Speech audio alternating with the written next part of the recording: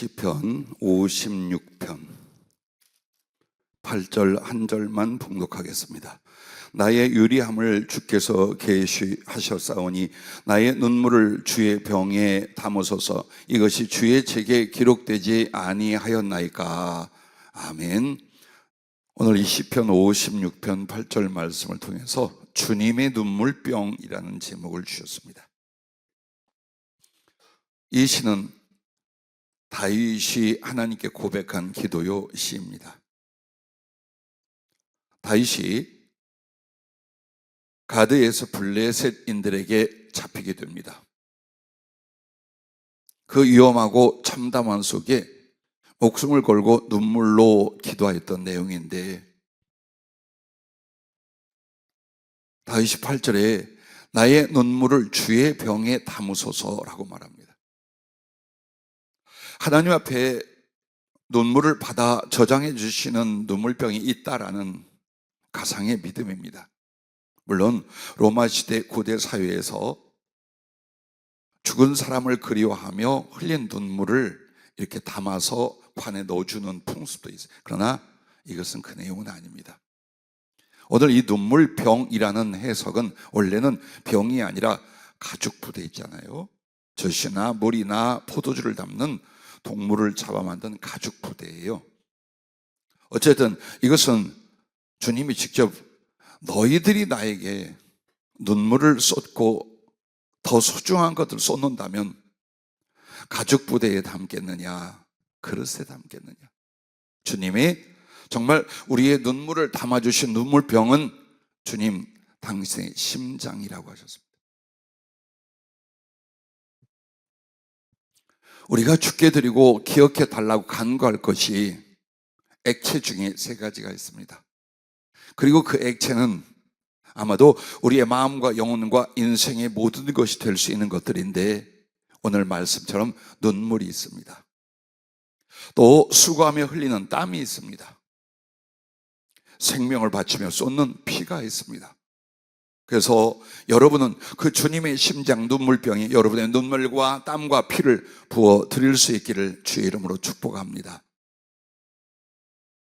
사랑하는 이가 자기 주님을 바라고 위하여 흘린 눈물, 땀과 피를 주님께서 천하의 무엇보다도 소중히 여기시고 고스란히 당신 심장에 담아두십니다.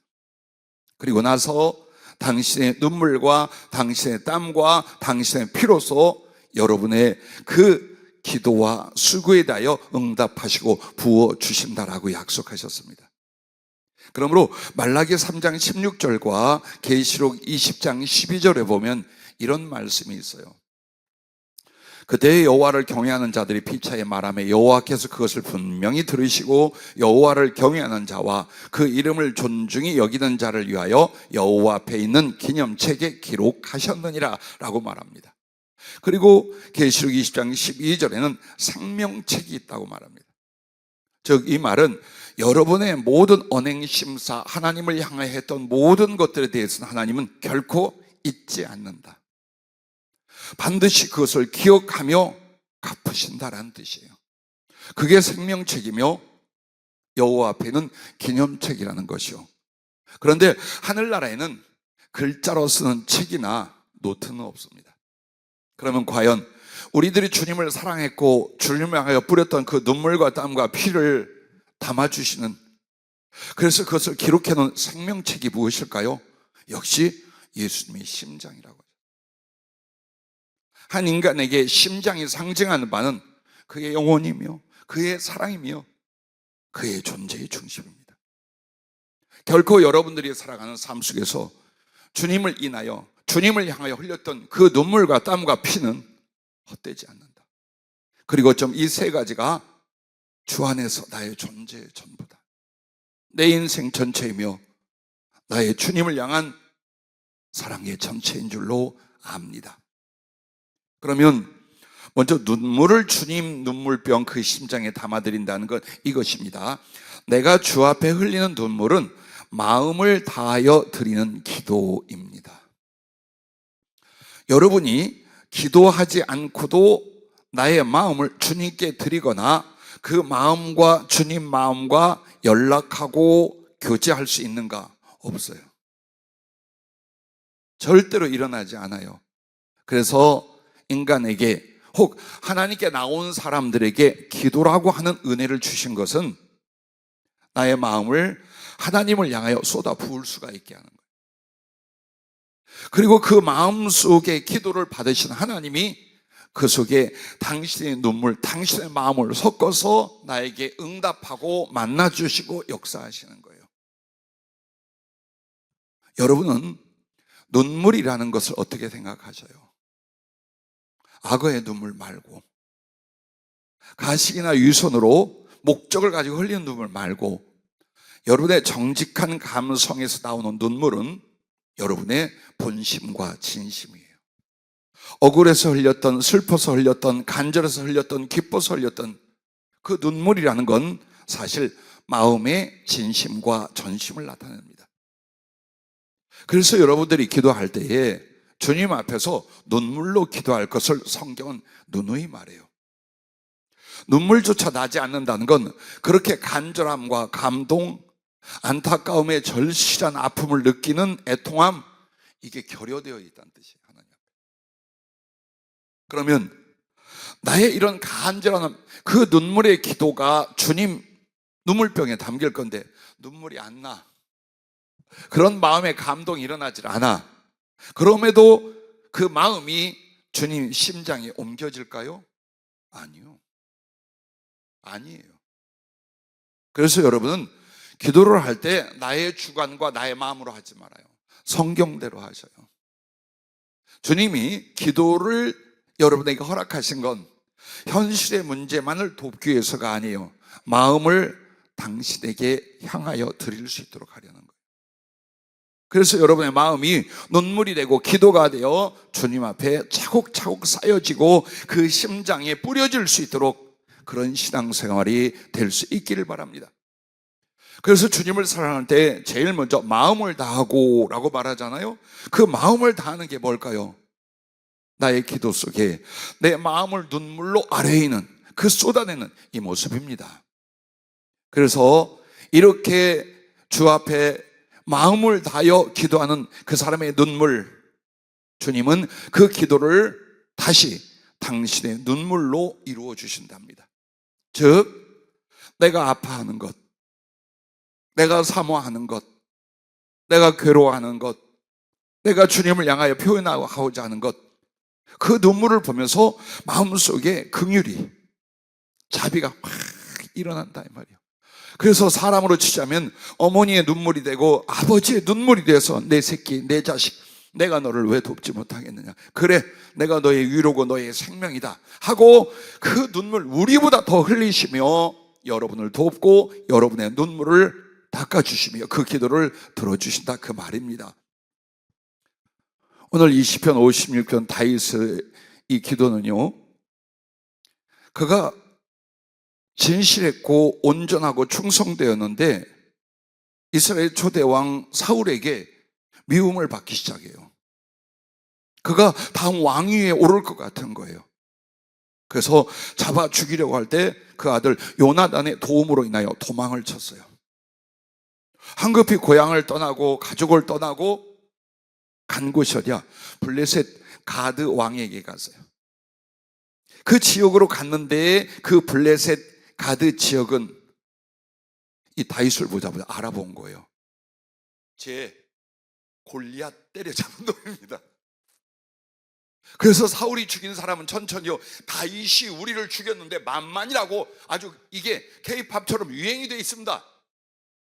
바로 알고, 그러자 여기서 내가 이제 죽겠구나 싶어서 어떻게 했느냐, 미친 사람이 흉내를 내요. 침을 질질 흘리면서 문짝 벅벅 긁고 하여튼 모든 연기를 다해서 그 가드 왕이 딱 보더니 왜 이 미친놈을 나한테 데리고 왔어, 얼른 물리쳐라. 그래서 거기서 극적으로 탈출하고 도망을 하고 광야 동굴에서 아마도 이 노래를, 이 고백의 눈물의 시를 쓰게 돼요. 그리고 또 갈 곳이 없어 모압이라는 적지로 가게 됩니다.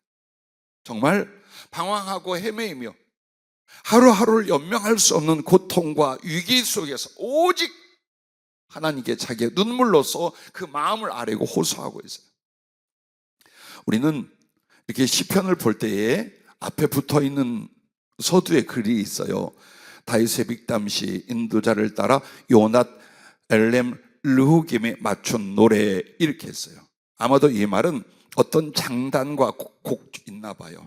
그래서 거기에 맞춰서 이 시는 찬송이 되게 하라라는 그 제안이에요. 그런데 참 가슴 아프게 뭐냐면 여기에 써 있는 요낫 엘렘 르호김에 맞춘 노래에서 요낫 엘렘 르호김이란 뜻이 뭐냐?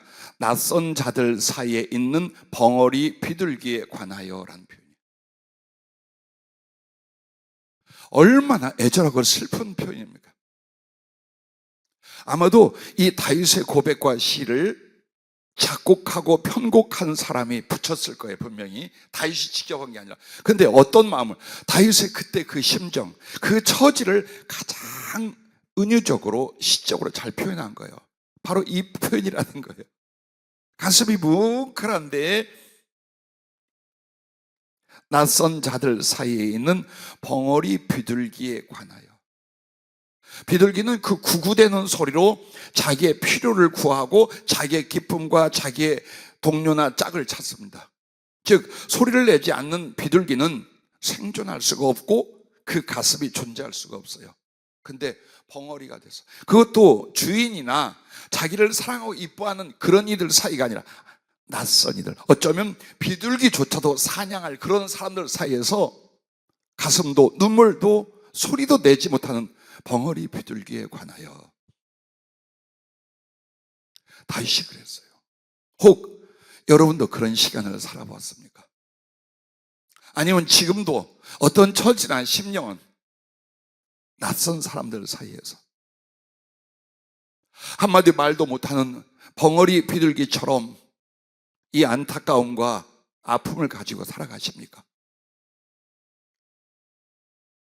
아마도 기뻐하고 노래 부르고 춤출 다윗에게 그 심장을 짜내어 이 눈물을 쏟아낼 수 있던 건 환경과 처지 때문이었어요. 하지만 그러므로 말미암아 오직 여호와 하나님만을 향하여 자기의 생명, 자기의 삶, 자기의 가슴을 부탁합니다. 오늘 다윗의 기도가 되기를 바라는 거예요. 아마도 여러분이 다윗보다 덜 하진 않을 거예요. 살아온 인생의 내용과 삶이 다르긴 해도 그 고통, 그 슬픔, 그 안타까움, 그리고 그래서 더욱 간절히 바라는 하나님을 향한 나의 영혼과 마음의 소원, 다윗 못지 않을 줄 압니다.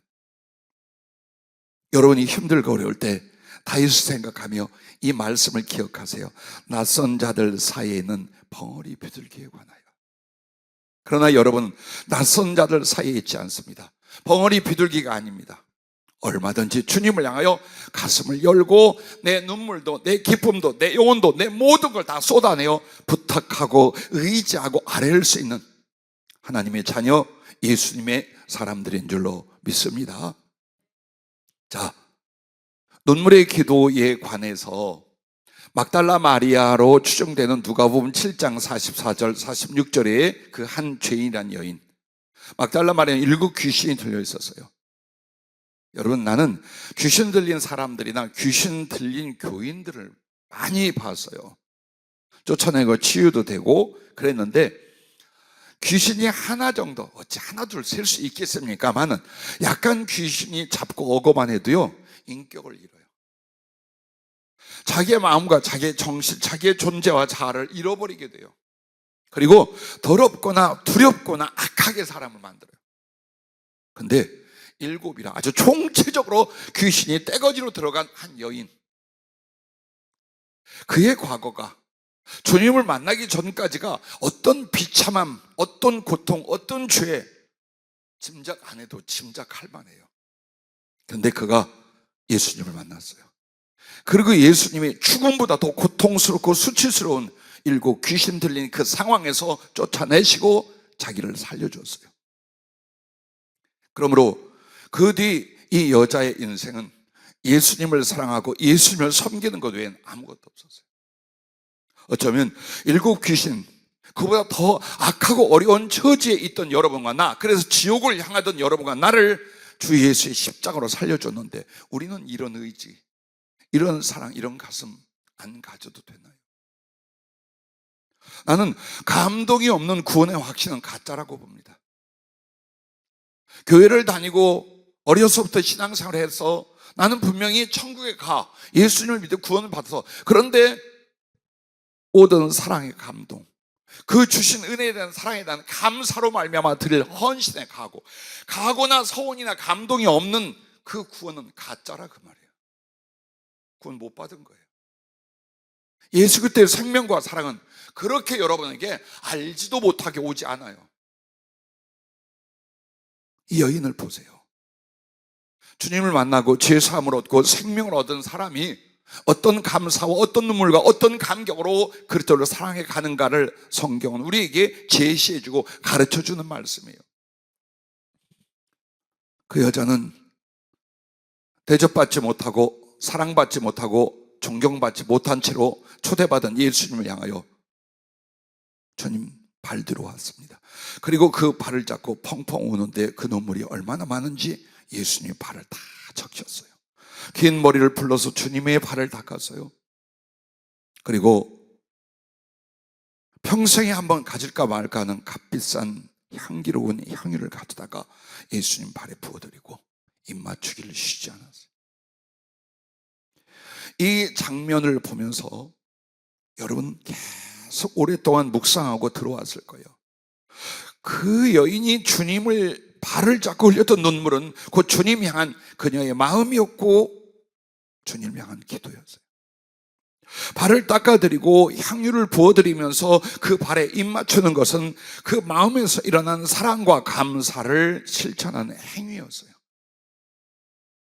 그래서 주님이 그 눈물에 대한 주님의 응답하심이 누가복음 7장 47절부터 50절에 말씀합니다. 이러므로 내가 네게 말하노니 그의 많은 죄가 사하여졌도다. 이는 그의 사랑함이 많음이라. 사함을 받은 일이 적은 자는 적게 사랑하느니라. 이에 여자에게 이르시되 네 죄 사함을 받았느니라 하시니 함께 앉아있는 자들이 속으로 말하되 이가 누구에게 죄도 사하는가 하더라. 예수께서 여자에게 이르시되 네 믿음이 너를 구원하였으니 평안히 가라 하시니라. 자, 이 말씀 속에 어때요? 그 여인은 너무 고마워서 가슴 속에서 감사와 감동의 눈물이 솟구쳐 오르고, 이런 하나님의 아들, 이런 구주, 이렇게 귀하신 주님을 저렇게 홀대하는 바리새인 시몬과 그들을 보면서 이 가슴 속에 펑펑 눈물이 나왔어요. 그리고 그 눈물은 진실하여 주님을 향한 땀과 피를 쏟는 그 섬김이 이어져 갑니다. 자, 그이는 단지 주님의 발을 잡고 울었을 뿐이에요. 그 눈물로 발을 닦아드렸을 뿐이에요. 그런데 주님이 그에게 사랑이 많다고 말하면서 이제는 사람들이 뭐라고 하든 네 양심이 가책을 하든 넌 이제 더 이상 죄인이 아니다. 내가 네 죄를 사하였다. 그리고 네 믿음이 너를 구원하였다고 구원을 선포하고 그 구원을 응하게 만들어 주셨어요. 자, 그 눈물 하나로 이 여인은 죄사함과 주님의 특별한 사랑 속에 영혼의 구원을 얻게 됐어요. 몇 배입니까? 이게 바로 내가 주의 눈물병에 눈물을 흘려 담아드렸더니 주님은 어때요? 더 가슴 아파하고 사랑스러워하고 불쌍히 여기면서 내가 구한 것보다, 내가 행한 것보다 천배 만배의 은혜와 긍휼로 응답하시고 은총을 주시는 주님이심을 믿으시기 바랍니다. 여러분이 잘 아는 나사로의 동생 또 마리아가 있습니다. 마르다도 있습니다. 요한복음 11장 32절부터 36절에 보면 이제 눈물의 장면이 나와요.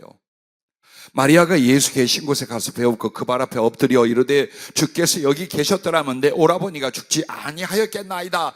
이거 그냥 말했겠어요? 쫑알쫑알 그랬겠어요? 두런두런 했겠어요? 아니요. 성경은 이렇게 말합니다. 예수께서 그가 우는 것과 또 함께 온 유대인들이 우는 것을 보시고, 여기서 울었다는 건 펑펑 소리를 내어 통곡했다는 뜻이에요. 아버지도 없고 가족이 없어요.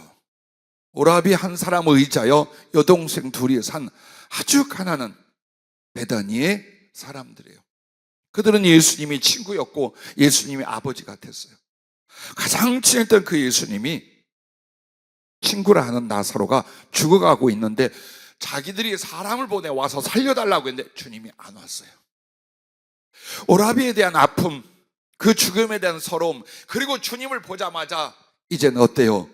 주님이 계셨더라면 우리 오라비가 죽지 않았어요 하고 대성통곡을 하는데 주님께서 이 마리아와 주변 사람의 그 통곡하고 우는 걸 보시더니 심령의 비통이 여기시고 불쌍히 여기사 이에 눈물을 이렇게 만들어요. 주님, 나 뭐가 좀 필요한데요. 언제까지 좀 줄 수 있겠습니까? 이렇게 기도한 거 막 울고 가슴을 뜨는 주님, 그게 필요해요. 그렇게 해주신다면 나는 그 10배 100배로 내 생명을 주 앞에 드리겠나 하고 흐느끼고 통곡하는 거고, 인격이신 주님 볼 때 어떻겠어요, 여러분? 왜 기도를 너무 쉽게들 하셔요? 마음이 움직이지 않는 기도, 눈물조차 쏟아 주 앞에 아랠 수 없는 그 가슴을 왜 그걸 습관을 만들어요? 아니요. 지금 주님의 은혜와 사랑도 나의 비참하고 어려운 처지도 통곡할 처지예요. 사실 사모함만으로도 흐느끼고 통곡해도 부족할 처지예요, 우리가. 만약 그걸 여러분이 안다면, 그래서 가슴을 그렇게 눈물로 뜨겁게 올릴 수 있다면 주님의 우리를 향하는 그 감동, 그 거룩한 감정 함께 울고 쫓아와서 도우시고 우리를 바꾸시고 우리를 위로하고 우리에게 그 눈물을 갚아주실 은혜의 역사가 일어날 줄로 믿으시기를 바랍니다. 자, 이렇게 울고 있는 그녀를 보면서 예수께서 눈물을 흘리시더라. 같이 울고 있는. 근데 여기서 주님의 눈물을 흘리시더라는 건 그냥 이렇게 뭐라고 할까요? 조용히 우는 게 아니에요. 벌써 주님도 흐느끼고 있어요. 그래서 얼굴에 눈물이 범벅이 되어 있어요. 자, 여러분의 하나님은 그런 분이에요. 그분은 원리이거나 논리이거나 법칙이거나 어떤 기능이거나 기운이 아니에요. 우리에게 주신 인격이셔요. 함께 울고 함께 기뻐하고 함께 아파하고 함께 사랑하고 함께 하나 되고 똑같아요. 그래서 여러분이 주님이 어떤 분, 하나님이 어떤 분이야라고 한다면 여러분 한번 돌아봐 봐요. 사랑 앞에, 아픔 앞에, 신뢰 앞에 여러분은 어떻게 하는가? 그래서 주님 앞에 여러분이 갈 때에 언어를 갖고 가는 게 아니에요. 눈물을 가지고 가는 거예요. 가슴을 안고 가는 거예요. 두런두런 몇 마디를 기도라고 하지 말아요. 가슴이 옮겨지게 하세요. 내 앞에 계신 주님, 이 마리아가 오라비를 잃고 그렇게 사랑하는 예수를 만난데 가슴이 어떻겠어요? 어떻게 애통하고 어떻게 통곡하고 어떻게 부르짖었겠는가 보세요. 그러니 주님 마음도 같이 움직이기 시작하는 거예요. 계획이 있었어요. 하나님의 영광과 제자들을 위하여 혹은 이 나사로의 가족들을 위한 아주 멋진 하나님의 계획이 있었어요. 그럼에도 지금 주님 어때요? 같이 흐느끼고, 더 좋은 걸 주기 전이지만 그렇게 울고 있는 이 마리아를 보면서 함께 흐느끼고 있어요. 자, 그게 바로 우리가 눈물을 주님 눈물병에 담으면 주님 가슴속에 나를 향한 더 큰 긍휼과 더 큰 눈물로 내게 다가오셔서 우리를 도우시고 우리의 기도를 이루어 주신다는 것입니다. 자, 그리고 나서 요한복음 11장 43절 44절에 보면 이제 그 마리아가 흐느끼며 눈물로 주님께 아뢰었던 이 상황과 이 간구의 내용에 주님이 어떻게 하는가 보십시오. 이 말씀을 하시고 큰 소리로 나사로야 나오라 부르시니 죽은 자가 수족을 배로 동인채로 나오는데 그 얼굴은 수건에 쌓였더라. 예수께서 이르시되 풀어놓아 다니게 하라 하시니라. 예, 마리아의 눈물의 기도를 주님 응답하실 때 어떻게 했어요? 그 오라비를 부활시켰어요. 왜 오늘 우리의 눈물이 주님이 심장 눈물병에 담겨져야 되는가? 그때 주님은 정신없이 뛰어와서 모든 긍휼로 여러분을 돕고 여러분을 향한 그 사랑을 여러분의 소원에 맞춰 이루어 주시기 때문인 줄로 믿으시길 바랍니다. 또한 보십시오. 히스기야 왕을 여러분이 잘 아실 거예요. 이사야 38장 1절부터 6절에 유다의 히스기야 왕이 병들어 죽게 됐습니다. 그래서 아모스의 아들 선지자 이사야가 그에게 왔습니다. 여호와께서 이같이 말씀하시기를 너는 네 집에 유언하라. 왜? 네가 죽고 살지 못하리라 하셨나이다. 그러자 히스기야가 이렇게 말합니다. 얼굴을 벽으로 향하고 여호와께 기도하여 이르되 여호와여 구하오니 내가 주 앞에서 진실과 전심으로 행하며 주의 목전에서 선하게 행한 것을 기억하옵소서 하고 히스기야가 따라해 주시기 바랍니다. 심히 통곡하니.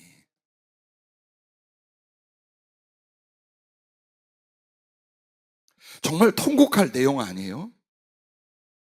해야 할 일이 너무나 많아요. 감당하고 죽게 돌릴 영광이 너무나 많아요. 근데 갑자기 병이 든 사람에게 와서 너 죽는다 유언해라. 순상아, 민경이한테 오늘 유언해라. 내일 내가 너를 데려가마. 그럼 이제 우리 옥집사 이렇게 에이 농담이시죠. 그러지만 아이 주님, 근데 몸이 오싹거리면서 아프면서 두루눕기 시작하면서 자 히스기야가 그런 상태인 거예요. 그리고 하나님의 말씀이 틀림이 없이 내게 이루어질까 알고 그가 기도하되 심히 통곡하니라고 나옵니다. 자, 이렇게 통곡하는 눈물에 대하여 주님 뭐라고 하는가 보십시오. 이에 여호와의 말씀이 이사야에게 임하여 이르시되 너는 가서 히스기야에게 이르기를 네 조상 다윗의 하나님 여호와께서 이같이 말씀하시기를 내가 네 기도를 들었고 네 눈물을 보았노라. 여러분의 눈물이 거짓이 아니면, 연기가 아닌 이상 그 눈물 속에 있는 아픔도 서러움도 간절함도 사랑도 그대로 느끼신다 이 말이에요. 말보다 중요한 건 주님 가슴이에요.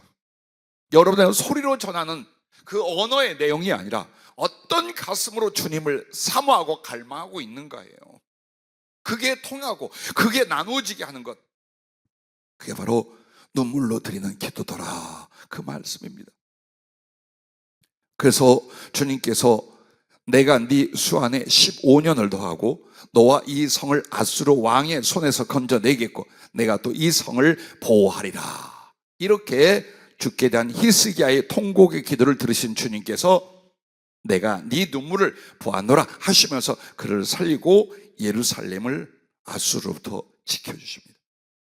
자, 여러분, 오늘 우리가 살면서요, 주님은 꼭 여러분과 나에게 어머니의 사랑과 아버지의 긍휼로, 여러분이 정 하나님의 사랑, 예수님의 가슴을 모르겠거든.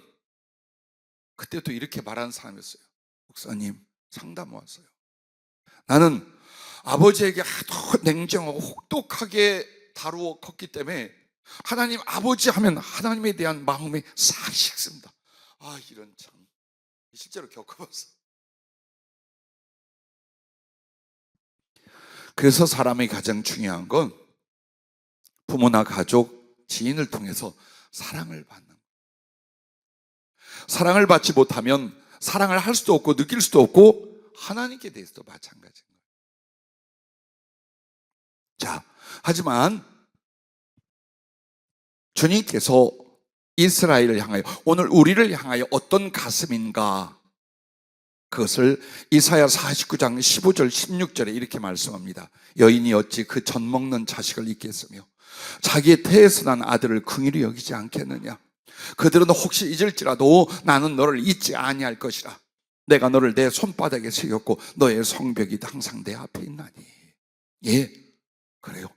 어떤 엄마가 내 품에서 젖 먹는 자식을 잊겠으며 내 태로 난 아들을 불쌍히 여기지 않겠습니까? 그러나 혹시 그들이 잊을지라도 인생이 험악하여 삶이 너무나 아프고 힘들어서 내 새끼를 잠시 품에서 내려놓을 수 있다 이 말이에요, 사람은. 그러나 나는 너를 잊지 아니할 것이라. 내가 너를 내 손바닥에 세워. 사람의 부모는 너를 잊어버릴지라도 나는 어떤 일이 있어도 너를 포기하지 않고 너를 잊지 않고 너와 떨어지지 않는다. 이게 예수님의 가슴이에요. 그는 하늘 보좌에서 저 멀리서 망원경으로 우리를 보는 게 아니에요. 우리 안에서, 우리 곁에서 어머니의 심장이 되어 곁에 계신 줄로 믿으시기 바랍니다. 아비가 자식을 불쌍히 여김같이 그렇게 다 아버지의 제사를 말아먹고 허랑방탕하다가 거지되어 돌아온 아들을 향해서 아버지는 어때요? 분노하던가요? 욕설하고 따지던가요? 그냥 쫓아서 끌어안고 함께 치근히 여기고 불쌍히 여겨 눈물을 흘립니다. 그리고 옷 갈아입히고 세신을 시키고 가락지를 끼워줍니다. 살찐 송아지를 잡아서 동네 사람 불러다가 잔치를 합니다. 이게 예전에 허랑방탕하고 아버지의 왼수 노릇을 하고 그래도 돌아왔어도 아버지의 가슴은 기억이 안 나. 내 새끼의 잘못에 대해서는 기억이 안 나요. 그냥 오늘 이 돌아온 모습이 너무 불쌍한 거예요. 아직도 여러분 자식에 대해서 한번 걸려봐라 이놈의 새끼야 그러고 계십니까? 아무도 그러지 않아요. 어느 어머니가 어느 아버지가 자식에게 원한을 갖고 살겠어요? 자식의 잘못이란 단점을 뇌 속에 기억하며 원망하거나 미워하겠어요? 아니요. 주님도 마찬가지.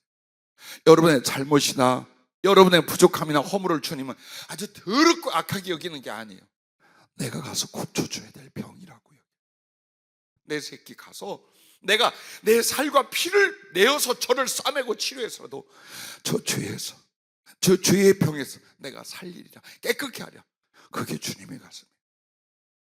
그래서 여러분과 나 항상 마음속에 주님을 향하여 사랑의 눈물, 기쁨의 눈물이 나오며 어렵고 힘들 때에 주님을 절실히 사모할 때 정말 그 간절한 여러분의 눈물이 주님을 향하여 기도가 될 수 있고 여러분의 심령이 그 거룩한 감동으로 주님 앞에 전달될 수 있기를 주의 이름으로 축복합니다. 할렐루야.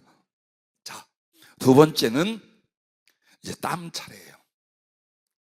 내가 주 앞에 흘리는 땀은 힘을 다하여 드리는 충성, 이 부분이에요. 주님을 사랑할 때 마음을 다하고 그 다음에는 목숨인데 그 뒤에 힘을 다하고가 있어요. 어떻게 주님을 사랑하는가? 너 정말 힘을 다했느냐? 돈 번이라고 힘을 다했느냐? 가족들하고 사느라고 힘을 다했느냐? 공부하느라고 힘을 다했느냐? 되지도 않을 연애하느라고 힘을 다했느냐? 여러분과 나에게 내 영혼과 내 양심에게 물어볼 때 내가 주님을 위하여 작은 충성이지만 정말 힘을 다했다. 예, 그게 흘린 땀을 주님 가슴에 전달해 드리는 거예요. 예수 믿고 은혜 받고 응답 받고 위로 받고 평안 얻고 하늘나라 가고 이것만 되뇌며 살았지 우리가 주님이 고마워서 합당히 받으실 영광을 위하여 혹은 내게 준 이 생명 다시 주님 앞에 사랑의 갚음이 되게 하여 어떤 수고와 어떤 충성이 있었습니까? 그걸 말하는 거예요. 누군가 그래서 주님 앞에 이렇게 충성을 다하기 위해 땀을 흘린다면 그 땀을 주님이 가슴에 받으시고 그때 주님은 쉬지 않고 그를 위해 일하시고 그것을 함께 이루어 주신답니다. 그래서 주님도 함께 나를 위하여 땀을 흘리며 고생하고 수고하고 안 될 걸 되게 하고 없는 걸 있게 하고 작은 걸 크게 하고 죽은 걸 살아나게 일해 주실 줄로 믿으시길 바랍니다.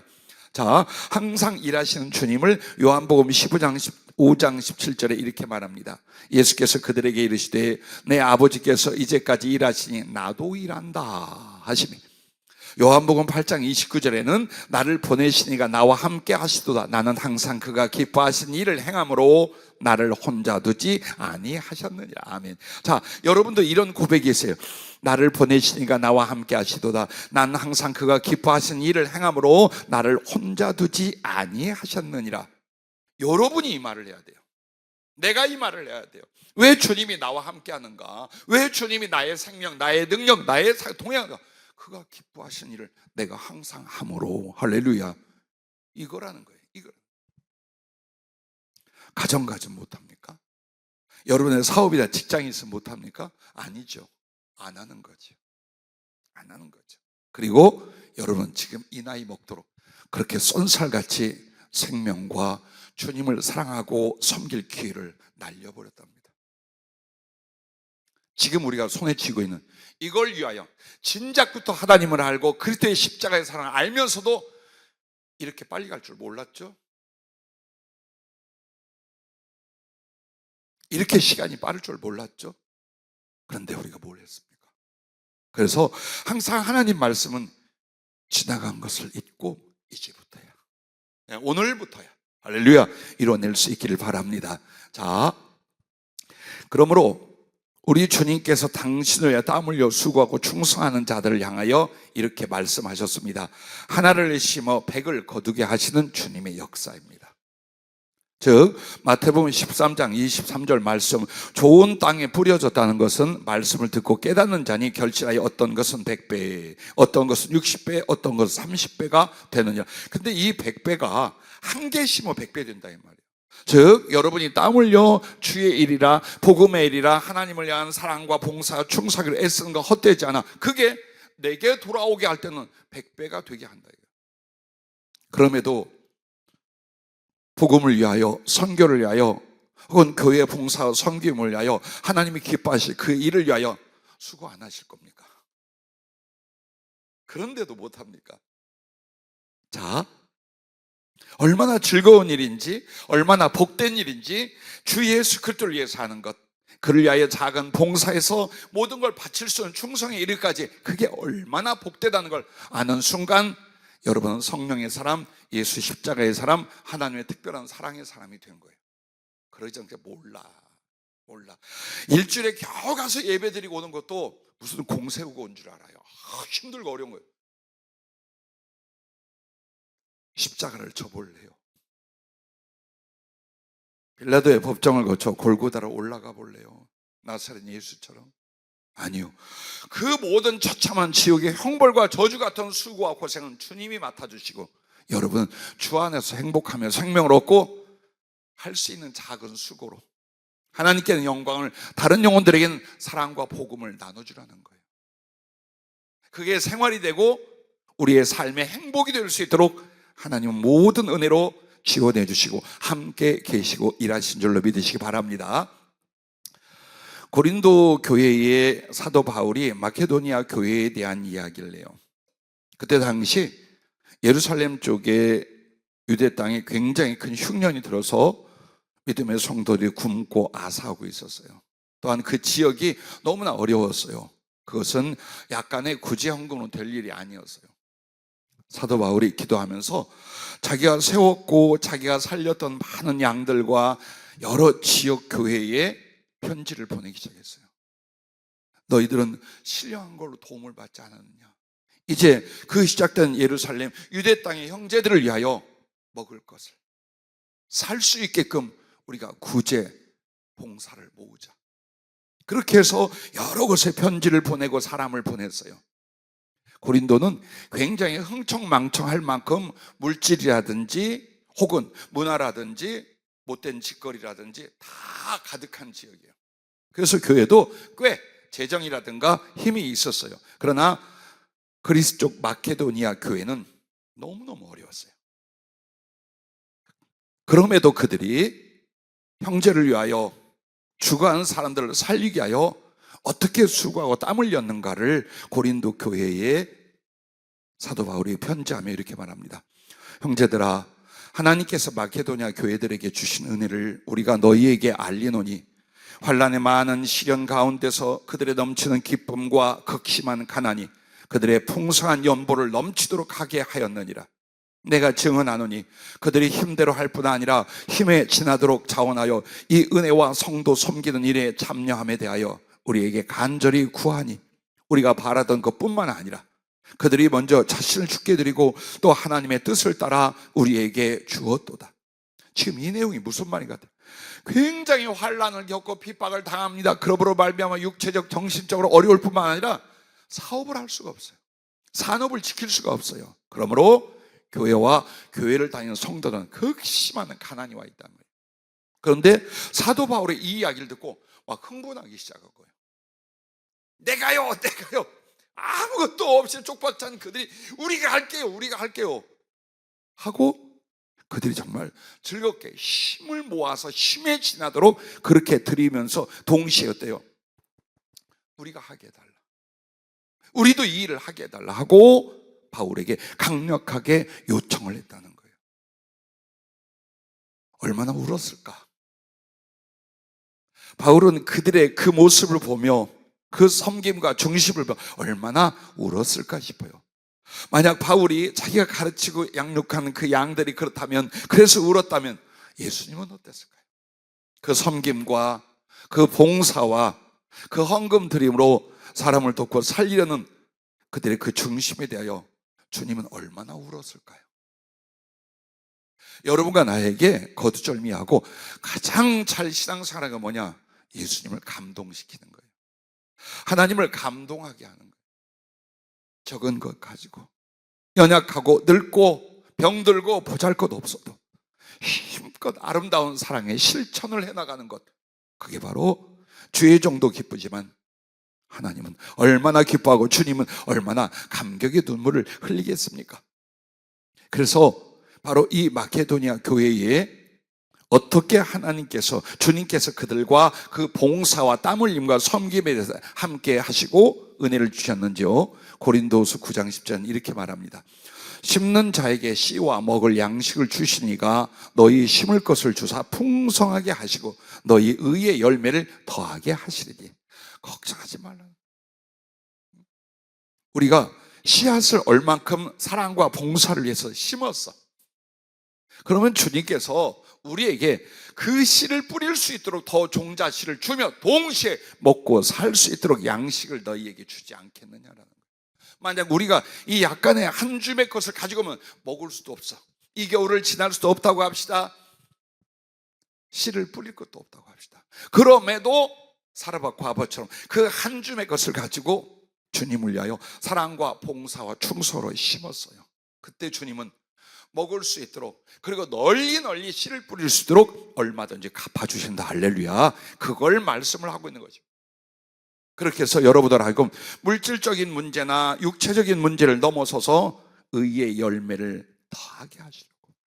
자, 왜 주님께서는 우리들에게 봉사나 사랑, 선행과 섬김 등 이런, 혹은 복음 전파의 충성 등을 하라고 하실까요? 어차피 은혜로 받은 구원인데 평안히 살고 삶을 누리다가 어느 날 깨어보니 천국에 오게 안 하고 왜 그렇게 하실까요? 자, 두 가지 때문이에요. 그것은 첫째가 이것입니다. 고린도후서 8장 8절부터 9절에 보면 내가 명령으로 하는 말이 아니 오직 다른 이들의 간절함을 가지고 너희의 사랑의 진실을 증명하고자 합니다. 여러분 정말 주님을 사랑한다면 그 사랑의 진실을 자기 자신에게와 사람들에게와 예수님 앞에 증명해 보라는 거예요. 그게 봉사요, 복음 전파의 충성이요, 형제를 돕는 것들이요, 다른 사람의 눈물을 닦아주는 것이요, 내 것을 가지고 더 어려운 사람들을 돌보는 거예요. 그게 바로 내가 주께 받은 생명과 사랑. 그래서 나도 주님을 사랑하는데 그 사랑의 진실이 뭐냐? 그렇게 행동하는 거예요. 그걸 우리가 증명하는 생활이 되게끔 하려고 주님께서는 봉사의 기회, 충성의 기회, 복음 전파의 기회, 남을 돕고 사랑할 수 있는 기회를 주시는 거예요. 이걸 우리는 외면하고 사는 거예요. 야, 내 코가 석자다. 오늘 끼니 먹으면 내일 먹을 게 있을런지도 모른다.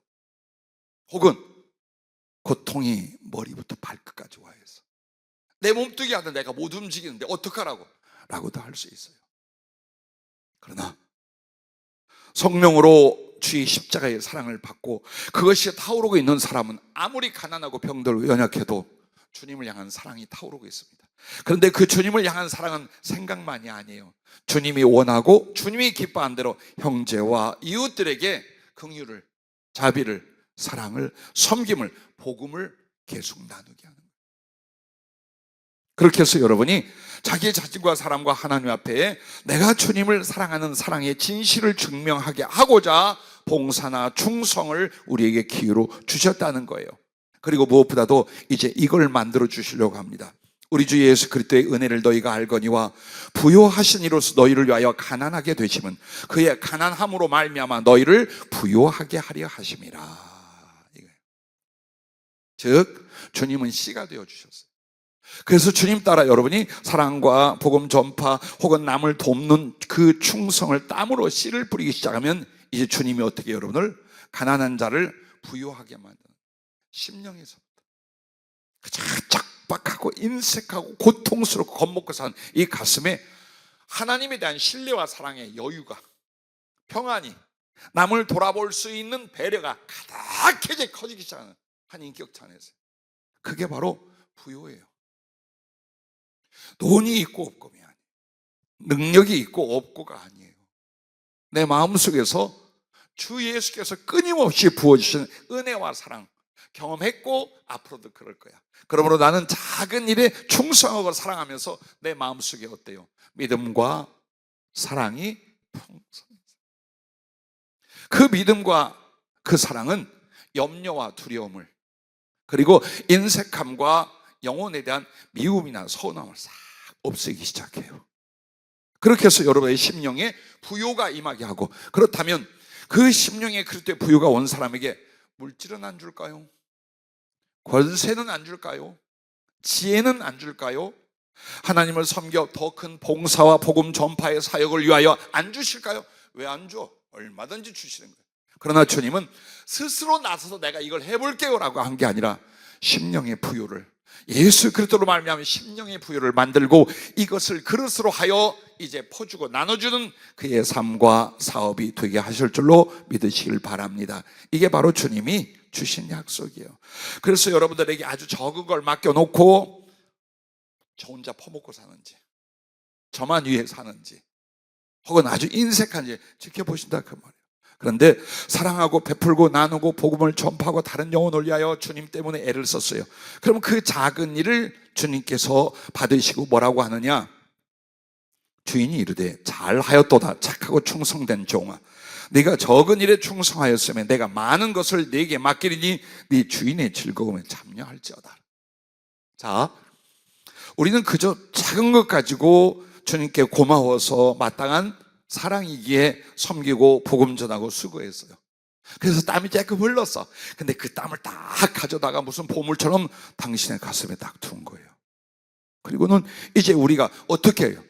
너의 그 사랑, 너의 그 진실한 그 사랑을 크게 이루어봐라. 그래서 주님이 영적으로 물질적으로 갖다 부어주기 시작하는 것, 그게 바로 큰 것을 맡기시는 거예요. 그리고 나서 주인의 기쁨에 참여한다는 게 뭘까요? 주님과의 친밀한 사랑의 사람이 되는 거예요. 자기만을 위하여 사는 기독교는 죽는 그날까지 예수님과 친밀함 몰라. 인격 안에서 못 느끼는 거예요. 그런데 유독 주님을 사랑하고 그러므로 주님 말씀을 따라 순종하여 애쓰고 사랑하고 수고한 사람들은요, 성령과 말씀으로 말미암아 인격의 주님을 경험하기 시작을 해요.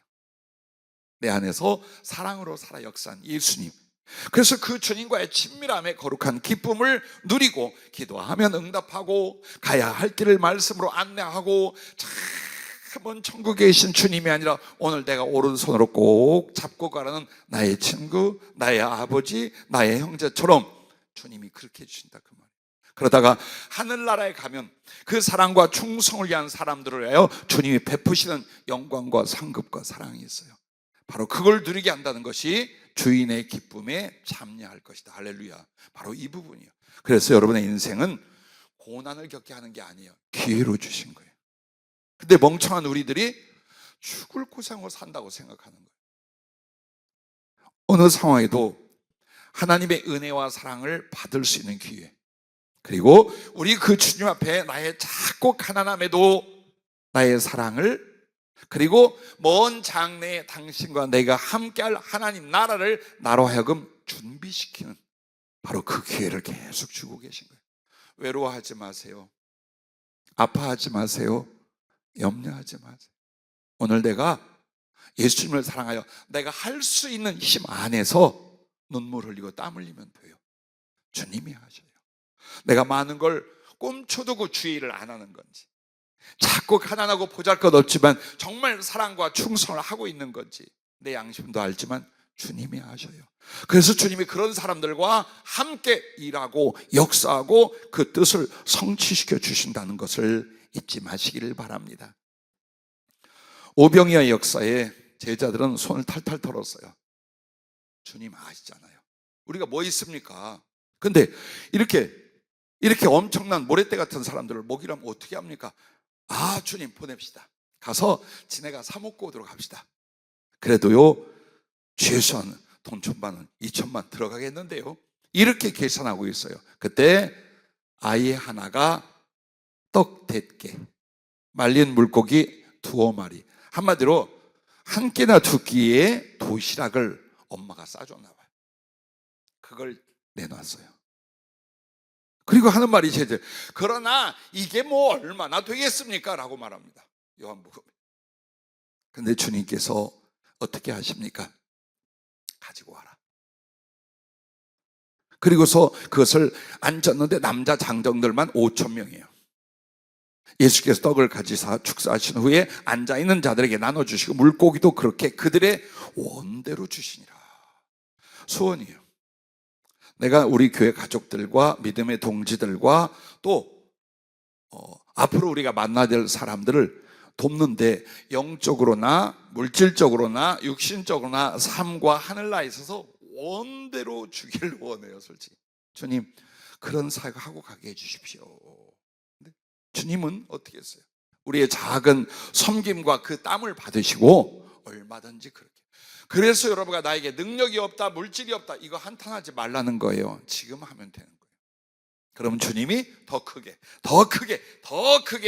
여러분의 일, 여러분의 그 충성을 함께 성취해 주실 뿐만 아니라 상급과 영광도 같이 주실 것을 믿으시기 바랍니다. 할렐루야. 사도 바울이 고린도 교회에다가 바울파, 아볼로파, 게바파 분열이 일어났어요. 거기를 사실은 그런데 고린도 교회에 지금도 그 교회 자리에 현판이 이렇게 기록판이 있어요. 근데 지금이 99대 목사님이 실제로 하고 계셔요. 근데 1대에 누가 나오느냐? 바울이 나와요. 2대는 누가 나올까요? 신라가 나와요. 바울과 신라가 1대, 2대 이런 식으로 쭉. 그 다음에 3대가 아볼로가 나와요. 자, 어쨌든 그들이 그때 당시 고린도 교회에 많은 은혜를 끼치고 있었어요. 바울은 이렇게 주님을 위한 충성과 땀 흘림을 말합니다. 나는 심었고 아볼로는 물을 주었으되 오직 하나님께서 자라나게 하셨나니 그런즉 심는 이나 물 주는 이는 아무것도 아니로되 오직 자라게 하시는 이는 하나님뿐이니라. 심는 이와 물 주는 이가 한 가지나 각각 자기가 일한 대로 자기의 상을 받으리라. 우리는 하나님의 동력자들이요 너희는 하나님의 밭이요 하나님의 집이니라. 이렇게 멋있는 고백을 해요. 자, 우리는 솔직히 큰일 없다 이거예요. 우리가 아무리 애를 써도 얼마나 대단하겠어? 근데 그걸 성취시키고 자라나고 완성시키는 게 누구라고요? 우리 주님, 우리 하나님이라 이 말이에요. 그러므로 두려움 없이, 인색함 없이 봉사란, 복음을 전하는 일한, 사랑을 행하는 일한 일단 해라 이 말이에요. 해라 하고 나면 주께서 그걸 완성시키고 더 크게 이루실 줄로 믿습니다. 할렐루야. 자, 마지막 3번째로 넘어갑니다. 이제는 눈물과 땀, 마지막으로 피입니다. 그러면 내가 주 앞에 흘리는 피는 목숨을 다하여 드리는 사랑, 이 부분입니다. 그러므로 주님을 사랑할 때 마음을 다하고 힘을 다하고 목숨을 다하여란 말입니다. 즉 여러분과 내가 주님 앞에 사랑을 드릴 때, 물론 봉사도 예배도 기도도 복음 전파의 충분 다 사랑 가운데 나오겠죠. 근데 이유가 왜 목숨까지 바치려고 하느냐? 너무나 사랑해서. 즉 예수님이 이 몸뚱이의 생명보다 내겐 더 소중해서요. 딱 이유가 그거 하나예요. 얼마나 큰 상이 있고 얼마나 멋진 영광이 있을까? 그건 그만큼 필요하죠. 그러나 오늘을 살아가는 우리에게는 그게 필요가 없어요. 지금 여러분이 정말 목숨을 바쳐 사랑할 수 있는 건 내게 가장 소중한 게 목숨이기 때문에. 그렇죠? 우리에게 있어서 가장 애착하고 두려워하고 염려하고 사랑하고 보존시키는 것이 몸뚱이의 목숨이에요. 근데 이것을 옥합을 깨트려 향유를 내듯 육체가 부서지고 그 피를 쏟아내기까지 주를 사랑한다는 건 그만큼 주님을 사랑한다는 것이요, 사랑해 드리고 싶어서요. 그 사람들만 신앙생활을 목숨을 걸고 해요. 그러지 않은 사람들은 어떻게 죽기까지 하겠어? 이만큼 수고하고 애쓰는 또 엄청나게 인내가 필요하고 수고하는 건데, 아니 왜 밤낮 죽는데? 죽는 게 소원이 아니에요. 죽기까지 사랑하고 싶다는 말이에요. 내가 가장 소중히 여기고 사랑하는 걸 주님께 바치기까지 그 사랑에 보답이 되는 사랑을 하고 싶은 바로 그 소원만, 그 가슴이 있는 사람들만 힘들다 어렵다 하지 않고 자기를 바치고 병들어 죽든지 과로사로 죽든지 목이 잘려 죽든지 피를 쏟는 일이 그래서 일어난다 그 말입니다. 지금 우리가 무슨 길을 가며 장차 우리에게 어떤 일이 일어날지 몰라요. 그러나 여러분의 가슴 속에서 언제나 그래, 매 순간 내 가슴에서 피를 흘리는 주 앞에 더 수고하려, 더 절제하려, 더 사랑하려 죽고 또 죽는 가슴이 날마다 새어나오는 피야. 그러나 그 피는 주님의 피가 땅바닥에 떨어지지 않은 것처럼 내가 주를 사랑해 흘리는 피는 주님 심장에 고일전정 세상으로 소멸되지 않을 것을 믿으시기 바랍니다. 그래서 이에다요, 주님도 어때요? 피로 주시는 주님의 사랑이 부어지게 돼 있어요. 눈물에는 눈물로, 땀에는 땀으로 한다면, 내가 피를 쏟아 주님 앞에 드린다면 당신은 당신의 피로서 나에 대한 사랑을 이루시고 부어주신다는 사실입니다. 막달라 마리아 앞에 나왔던 그녀가 누가복음 7장에서 주님 발에 쏟은 눈물이 그의 주님을 향한 사랑의 마음과 기도였다면, 눈물로 발을 닦아드린 것은 땀 흘려 수고한 복음 전파와 충성. 그래서 계속 주님 발에 대해서 말하는 거예요. 그 발은 결코 육신적인 주님 발로 끝나는 게 아니에요. 이 발로 복음으로 나를 찾아오셨어. 그리고 나는 주님의 발이 되어 이 복음을 전하러 갈 사람이라. 그래서 여러분도 주님 오거든 얼굴에 입 맞추려 하지 말고 그 발에 입 맞출 수 있길. 제일 먼저 다가왔던 그 주님, 그 발목 언저리는 아직도 십자가의 대못 자국이 있어요. 그 맨발에 주님의 엎드려서 입 맞추며 그걸 다짐하는 거예요. 주님, 이 발로 나를 찾아오셔서 이 발로 십자가에 달려서 내게 구원의 복음이 되어 주시사오니 나는 이제 주님이 가야 할 그 발이 되어 이 복음을 전하겠습니다.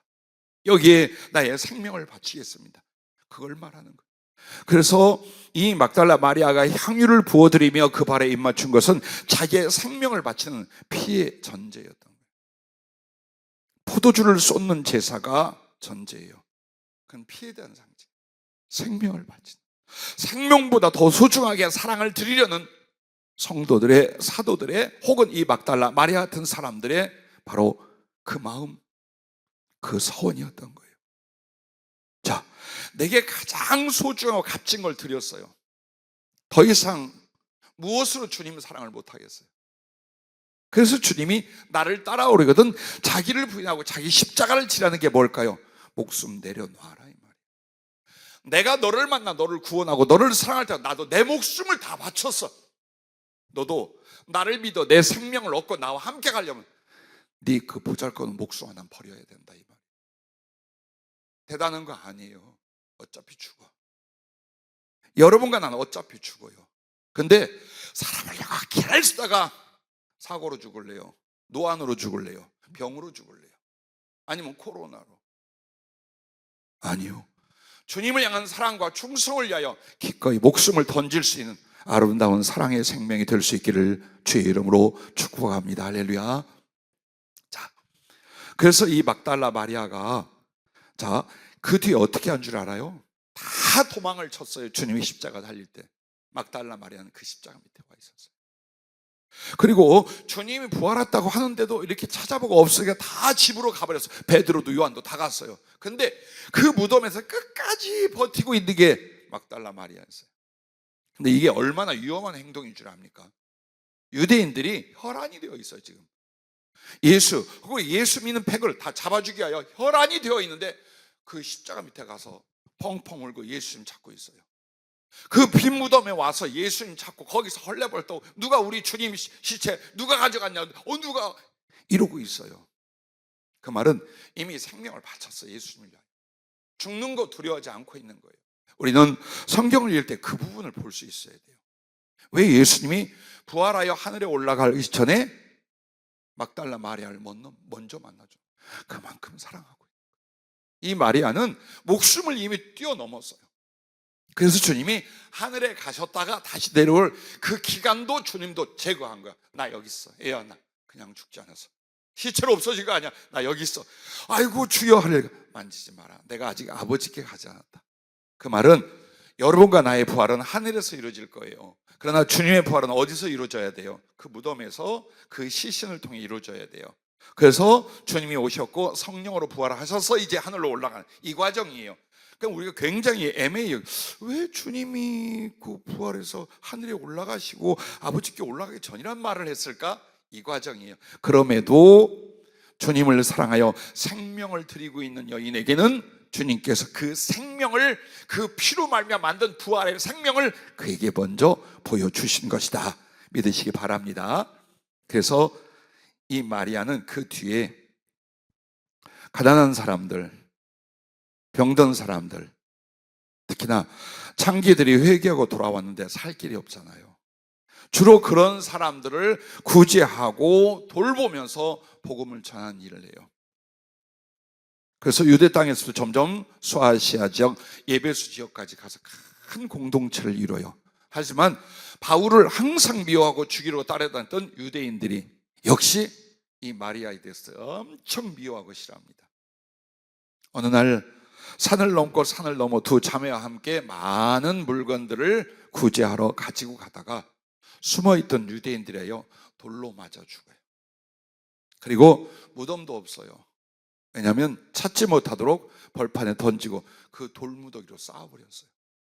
마리아는 그렇게 끝났어요. 그러나 그 돌로 맞고 피를 튀기고 죽어가는 순간 누구 곁에 있었을까요? 누가 옆에 있었을까요? 주님이었죠. 그래서 주님은 마리아를 당신 나라에 영접하시되 그 보호자 당신 옆에 영원히 영접한 줄로 믿으시길 바랍니다. 우리에게 주신 이 기회를 가지고 여러분과 나는 눈물도 필요하고 땀도 필요하지만 여러분이 언제나 심장 속에 가장 소중한 그 피를 주께 쏟아낼 수 있는 그 믿음이 되어져 갈 수 있기를 주의 이름으로 축복합니다. 자, 사도 바울 동안 어떻게 주님을 섬겨 살았나요? 어떻게 충성을 다했나요? 정말 기가 막힌 일은 사도 바울이요, 두 가지로 인하여 피를 쏟고 피를 쏟으려고 해요. 사도 바울은 언제나 예수님의 고난과 죽음을 자기 몸으로 받아들여요. 그래서 그분의 그 고난과 죽으심을 본받아서 그분의 부활에 참여합니다. 내가 지금 다 이루고 잡은 거 아니지만 위에서 부르신 부름의 상, 주님께 잡히는 그것을 위하여 나는 간다. 즉 주님의 고난과 죽음에 내가 참여했다는 거예요. 언제나 주님과 그 부활과 복음을 위하여 나의 생명을 바쳤다는 뜻이에요. 그래서 그는 살아있어도 피를 쏟으며 피를 주께 부어드리며 그 믿음의 길을 갑니다. 그리고 복음을 전할 때에 그의 마음은 이거예요. 당신들은 헌금도 하고 이렇게 전도도 하고 이렇게 봉사도 하지만 난 그 당신들의 섬김 위에 나를 전제와 같이 부을지라도 기뻐하고 기뻐할 것입니다. 그 전제는 뭐라고 했어요? 포도주라고 그랬잖아요. 소재 위에 곡식이나 이런 것 위에 포도주를 붓는 거예요. 그게 바로 예수님의 피를 상징하고 오늘 우리들의 피를 상징하는 거예요. 나는 복음을 전하는 걸 위해서, 그리스도께서 높아지는 걸 위해서, 영혼들이 구원하는 걸, 그걸 보기 위해서는 언제든 내 생명의 피를 뿌리겠다고 각오하고 실천해 갑니다. 그리고 정말 디모데후서 4장 6절에는 전제와 같이 내가 벌써 부어지고 나의 떠날 시각이 가까웠다 그래요. 어느 날 제가 주님 앞에 이런 말씀을 물었어요. 그래도 사도 바울은 덜 두렵고 고통스럽겠어요. 왜? 목이 잘려 순교를 해요. 십자가에 하루 이틀 달아놓는 것보다, 살가죽을 벗기는 것보다 목을 잘라 죽이는 게 낫잖아요. 얼굴들이, 표정이 왜 다 그렇습니까? 괜찮아요. 목 잘리는 게 괜찮다니까 왜들 저렇게 표정이 어두울까? 근데 주님이 이래요. 3년 동안 고문을, 감당하지 못할 고문을 당하다가 끝내 교인들을 불지 않아, 교회를 불지 않아, 그리스도를 배반하지 않아, 그냥 쳐 죽인 거예요. 3년 동안을 그 감당치. 그래서 바울이 전제와 같이 내가 벌써 부어지고 나의 떠날 시각이 가까웠도다. 이제는 더 이상은 버틸 수가 없는 생명이 꺼져가는 그 상태까지 고문을 당하고 고통을 당한 거예요. 자, 그래서 주님께서 피를 쏟아 주님을 사랑하는 사람들을 피로써 사랑한다는 게 뭘까요? 당시의 심장에서, 십자가에서 물과 피가 나오죠. 이게 당시의 사랑이고 생명이에요. 그러나 우리들에게는 뭘로 오느냐? 말씀과 성령으로 오게 돼요. 그 물은 말씀으로, 그 피는 성령으로 오게 돼 있어요. 그럼 이 물과 피, 말씀과 성령이 흘러가는 충만한 그게 있는데, 하나님 보호자에서 흘러나오는 생명수 강이에요. 결국 그 말씀과 생명의, 성령과 생명의 말씀은 우리에게 오되 어디에서 오는 거예요? 찢어내신 주님의 심장이 그 피에서 오는 거예요. 성경이 그걸 가르쳐 주는 거예요. 여러분에게 그래서 살아생전 예수의 피가 어떻게 충만하게 오느냐? 성령 충만으로 오게 돼요. 성령 충만의 네 가지는 이렇게 됩니다. 제일 먼저 예수님의 심장이 이루어지기 시작합니다. 그리스도의 사랑, 그리스도를 향한 사랑이 그냥 예전의 내가 아니야. 교회를 다녀도 항상 나를 위하여 적당한 선에 멈췄던 내가 아니에요. 성령이 임하면 그 주님의 사랑을 구구절절히 느끼고 깨닫기 시작하는, 미칠 것 같은, 견뎌내지 못할 그 사랑이, 그 감동에 자기를 바치기 시작을 해요. 그리고 영혼들을 향한 인격과 사랑도 확 달라지기 시작하는 거예요. 이게 제일 먼저예요. 그 다음에는 하나님의 능력이 나타나기 시작해요. 안 될 일을 되게 하고 없는 게 있게 만드는, 죽은 자를 살리는 역사가 일어나며 동시에 하나님과의 그 절친한 친교 속에 모든 지혜와 지식과 하나님의 신령한 은혜들이 오기 시작을 해요. 그래서 그 지혜와 지식으로 하나님과 소통하고 교제하며 그걸로 복음을 전하고 하나님 말씀을 깊게 이해하고 받고 전하기 시작을 하는 거예요. 그것이 요한계시록에 그 일찍 죽임을 당한 어린 양으로 주님이 나타나고 머리에 7뿔과 그리고 7눈이 있다 그러잖아요. 7눈은 성령이요, 7뿔은 하나님의 권세예요. 그러나 이 전체가 성령 충만에 대한 거예요. 그래서 어린 양이 일찍 죽임을 당한, 즉 그 십자가의 주님의 심장이 내게 오고, 그 권세와 권능이 내게 오고, 그 다음에 그 지혜가 내게 와요, 눈으로. 그런데 이 어린 양이 아버지의 보호자의 오른손에서 뭘 받아요? 두루마리를, 즉 말씀을 받아요. 즉 성령 충만을 부어주시는데 가장 큰 목적이 뭐냐? 하나님의 그 복음을 받고 능력 있게 전하게 만들어요. 그래서 이 네 가지예요. 말씀, 지혜, 능력, 예수님의 심장. 근데 이게 어디서 온 거라고요? 그리스도의 심장, 그 몸에 찢어진 그 피와 물에서 온 거예요. 성령 충만은 여러분 기도하다 보니까 혹은 신앙생활가 어떻게 경험해지더라가 아니에요. 주님의 피로 충만해지는 거예요. 그러면 어찌하여 한 인간이 예수의 피로 영적으로 충만이냐? 죽으려고 했어. 주님을 위해서, 복음을 위해서 하면 언제든지 죽으려고 했어. 기도할 때도, 그 충성을 할 때도, 가슴 아리를 하며 주님을 사랑할 때 언제나 피를 쏟으려. 그래서 주님도 그 피로 그 사람을 덮어버리는 거예요. 그게 성령 충만이라. 그리고 이 사람이 하늘나라에 가면 어떻게 된 줄 알아요? 예수님의 보좌에 예수님의 형상, 하나님의 형상을 벽옥과 같고 홍보석과 같고 무지가 들린 녹보석과 같아요. 근데 그 홍보석이 뭐냐? 그리스도의 심장이에요. 십자가에서 피를 쏟아 우리를 살리신 그 생명, 그 사랑을 상징하는 거예요. 하나님 가슴에. 그러면 그렇게 피를 쏟아 자기를 사랑으로 바쳤던 이들이 주님의 보혈로, 성령으로 사로잡혀 주를 위해 살던 그 사람들이 하늘나라에 가면 저 가장자리에서 주님 하고 있지 않는다 이 말이에요. 예수님의 심장 홍보석이라고 나와요. 더 이상 그는 피가 아니에요. 더 이상 그는 불이 아니에요. 가장 아름답고 가장 존귀하고 가장 사랑스럽고 자랑스러운 예수님의 심장의 홍보석이라고 요한계시록 4장 3절 그렇게 만들 거예요. 그러므로 이렇게 빨리 지나가는 세월 속에 여러분의 믿음 적당히 가려고 하지 마십시오. 기회 없습니다. 눈물과 땀과 피가 내 존재의 모든 것이에요. 그런 기도와 그런 충성과 그런 사랑으로 주 앞에 바쳐질 수 있길 바랍니다. 한 번만 따라해 주시기 바랍니다. 주님, 나의 눈물과 땀과 피를 주님 심장에 담아주소서. 기도하겠습니다.